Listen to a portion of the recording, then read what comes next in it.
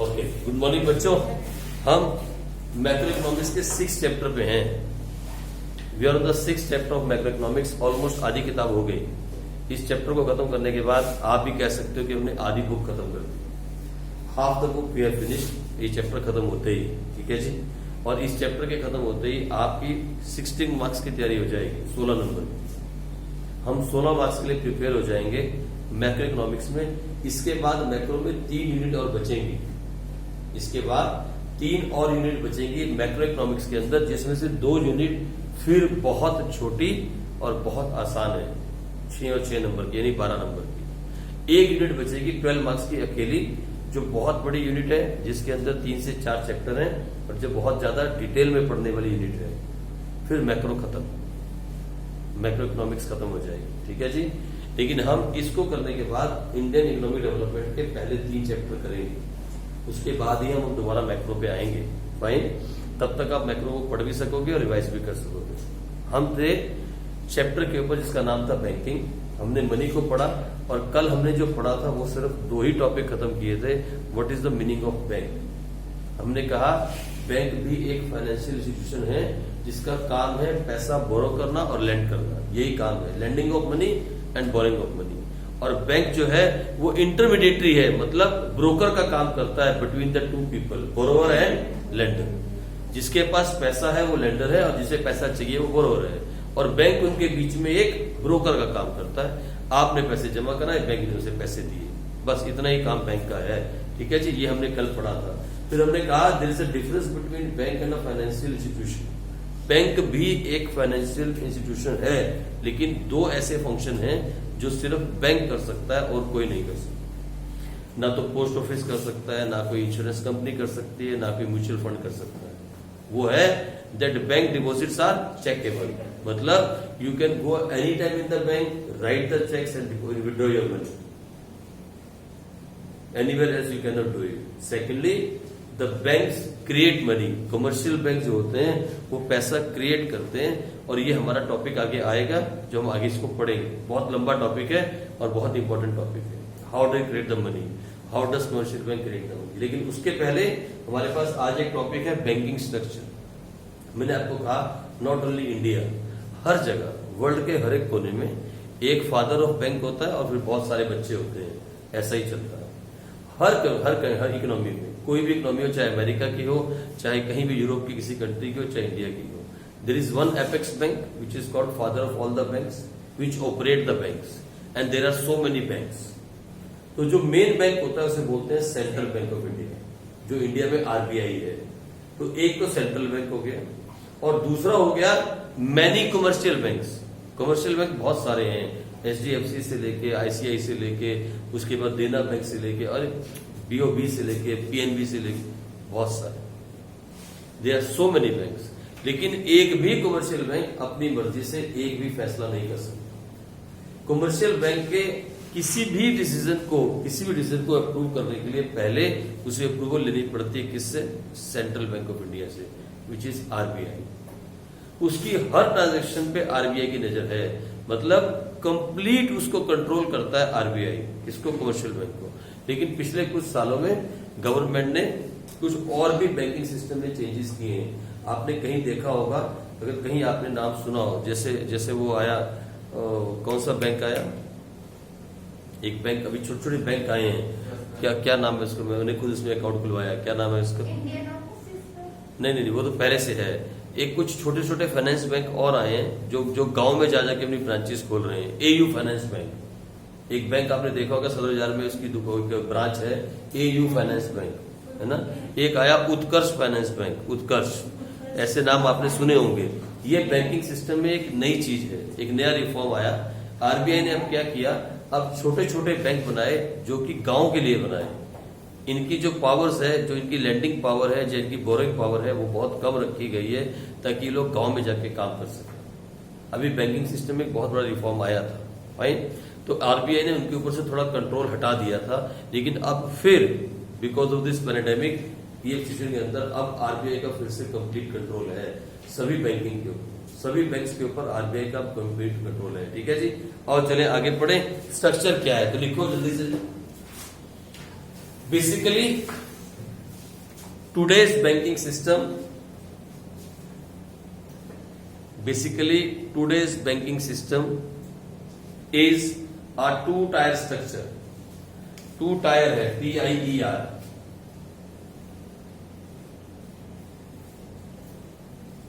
two-tier मतलब दो वे, two-way structure, two-tier structure. Basically, banking system, today's banking system is a two-tier structure. Number one, a central bank, and number two, many commercial banks.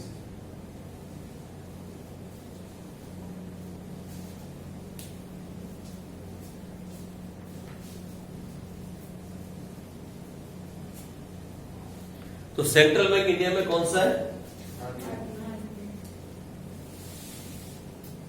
Fine. Central bank India में RBI को बुलाते हैं, reserve bank of India को हम central bank of India बोलते हैं. और फिर दूसरा है हमारे पास मैनी कमर्शियल बैंक्स. तो आप लिख लो, इट इज नाउ, इसके अंदर आगे लिखो, इट इज नाउ मोर और लेस कॉमन, मोर और लेस ज्यादा या कम, मोर और less common in nearly all countries,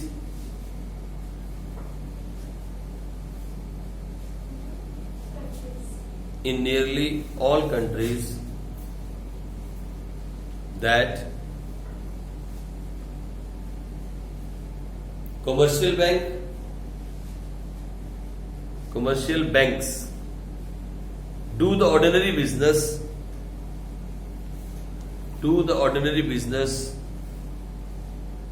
with the general public.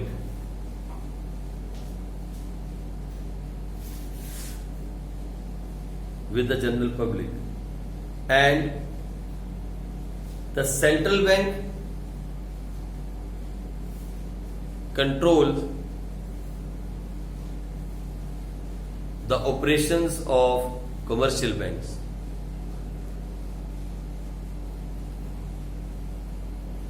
Each country, commercial banks, each country has one central bank.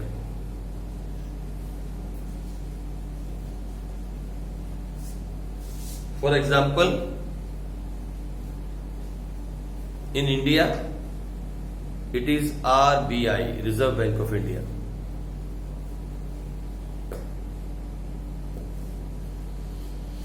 In India, it is RBI, means Reserve Bank of India. And a country has many commercial banks.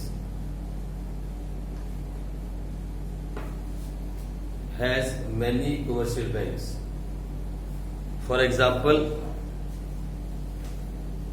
SBI, PNB, ICICI, HDFC, BOB, बहुत सारे ETC. ठीक है, बहुत सारे bank हैं, 100 से ज्यादा bank हैं. आप सबके नाम नहीं लिख सकते. ठीक है जी, बहुत सारे बैंक हैं. अंबाला कैंट के अंदर भी कम से कम 50 से ज्यादा बैंक होंगे. आप सबके नाम नहीं लिख सकते. ये सारे कमर्शियल बैंक्स हैं, जहां आप जाते हो पैसा जमा कराने के लिए, आप जाते हो पैसा निकलवाने के लिए, आप जाते हो FD कराने के लिए, आप जाते हो FD तुड़वाने के लिए, आप जाते हो लोन लेने के लिए. आप यानी जनरल पब्लिक, हम लोग. वो कौन सा बैंक है? Commercial bank. लेकिन जहां कमर्शियल बैंक जाता है, जिसे जो कमर्शियल बैंक को हैंडल करता है, उसके ऑपरेशन को देखता है, वो है सेंट्रल बैंक. आप लोग डायरेक्टली सेंट्रल बैंक में नहीं जा सकते. आपको तो कमर्शियल बैंक में ही अपने काम को खत्म करना है. ठीक है, जनरल पब्लिक को. हमें आरबीआई में जाना अलाउड नहीं है. आरबीआई के साथ सिर्फ कमर्शियल बैंक ही डील कर सकता है, और आप कमर्शियल बैंक के साथ डील कर सकते हैं. तो इसका मतलब मैं आपसे पूछूं, commercial bank is a mediator between central bank and the general public. बोलो ट्रू या फॉल्स? बोलो. Commercial bank is the mediator between the RBI and the general public? बोलो ट्रू या फॉल्स? ट्रू। ये भी क्वेश्चन आ सकता है पेपर में, ठीक है जी। ये भी इंटरमीडिएटरी का काम करता है। जैसे बैंक दो लोगों के बीच में मीडिएटर है, कौन से दो? Borrower and lender. वैसे ही कमर्शियल बैंक दो लोगों के बीच में मीडिएटर का काम करता है, कौन से दो लोग? RBI and general public. आप जनरल पब्लिक जो है सीधी आरबीआई में नहीं जा सकती, लेकिन कमर्शियल बैंक के थ्रू आप अपनी बात वहां तक पहुंचा सकते हैं, ठीक है जी। बात समझ में आई? तो ये भी क्वेश्चन पेपर में कई बार आता है, इसलिए मैंने बोल दिया। फाइन, आगे चलो नेक्स्ट टॉपिक। टॉपिक नंबर 4 पे आते हैं। बोलो क्या टॉपिक था? Money and credit creation bye commercial bank. Sorry, money credit creation bye commercial. Money public credit creation, या तो मनी क्रिएशन बोलो या क्रेडिट क्रिएशन बोलो। Bye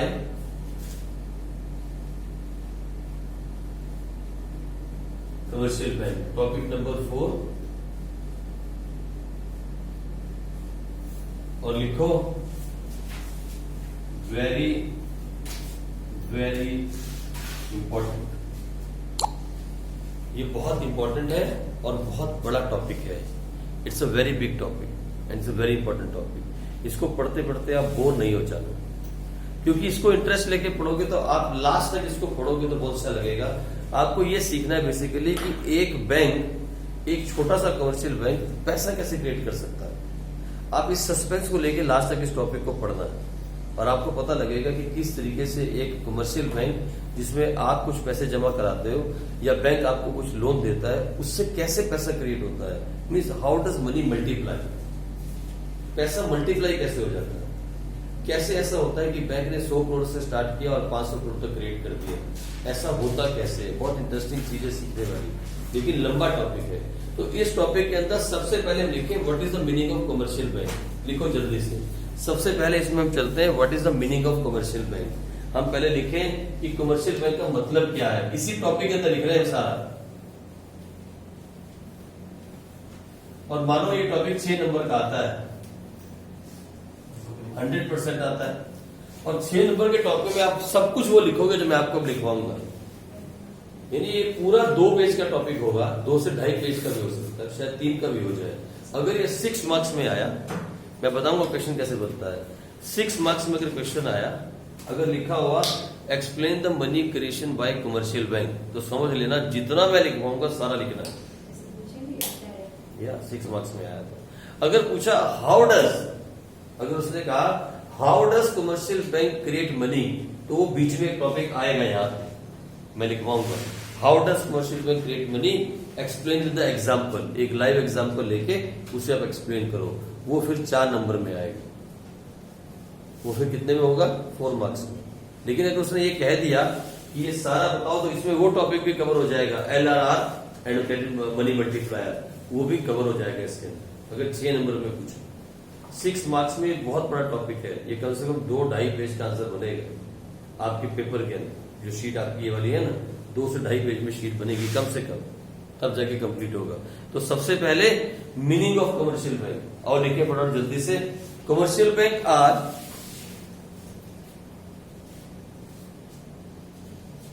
commercial banks are the financial institutions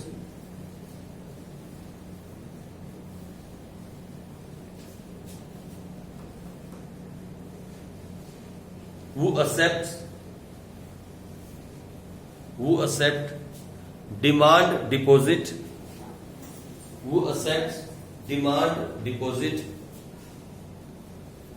from general public, comma, transfer funds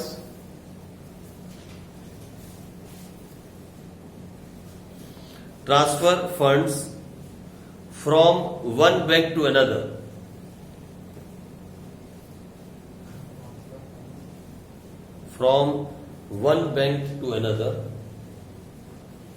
and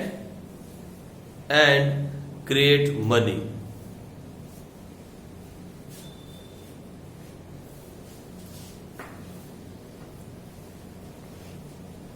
बात समझ में आई? एक बार पढ़ लो जरा क्या लिखा है आपने। सारे वर्ड समझ में आ रहे हैं? सारे वर्ड्स आपको समझ में आ रहे हैं? एक बार पढ़ लो तो क्या लिखा है। नॉनसेंस।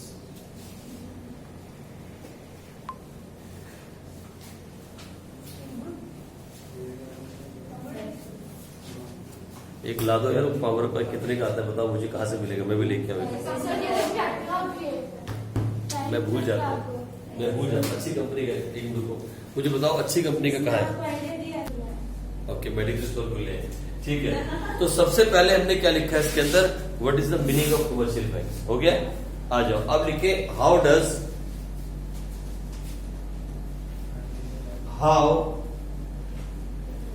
डज कमर्शियल बैंक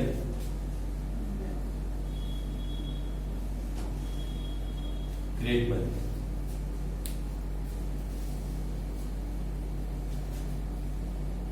देखो मैं आपको पहले इसको समझाता हूं, पहले आप समझना होता क्या है, बैंकिंग सिस्टम में होता क्या है, ठीक है।